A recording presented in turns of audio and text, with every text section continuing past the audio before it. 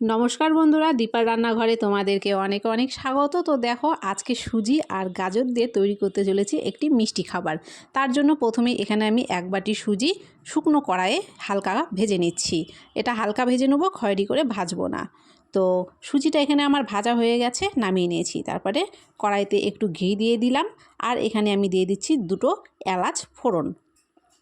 তারপরে এখানে আমি কিছুটা গাজর আগে থেকেই কুচিয়ে রেখেছিলাম, সেই গাজর কুচনোগুলো এর মধ্যে আমি দিয়ে দিলাম। দিয়ে এবার কিছুক্ষণ এটাকে ভেজে নিচ্ছি।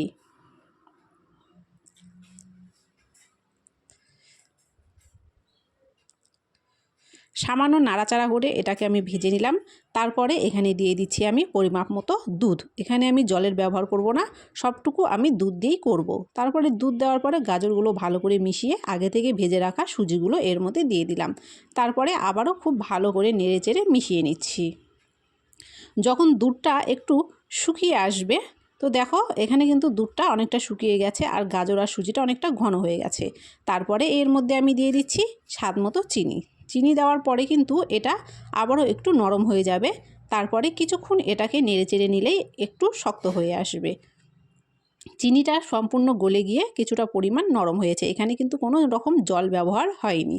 তারপরে এভাবেই নাড়তে নাড়তে একটু শক্ত হয়ে আসলে আমাদের এই গাজর আর সুজি দিয়ে তৈরি মিষ্টিটা তৈরি হয়ে যাবে।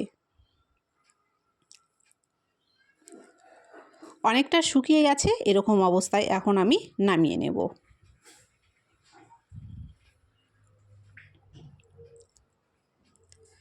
এখানে আমি একটা থালা নিয়েছি। এবার থালের মধ্যে গাজর আর সুজির দিয়ে তৈরি মিষ্টিটা পুরোটাই ঢেলে দিলাম।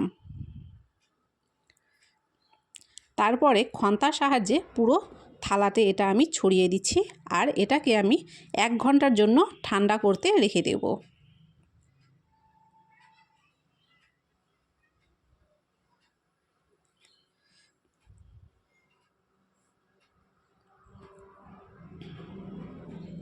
ফিরে আসলাম 1 ঘন্টা পরে। এবারে একটা ছুরির সাহায্যে আমি এগুলো কেটে পিস পিস করে নিচ্ছি।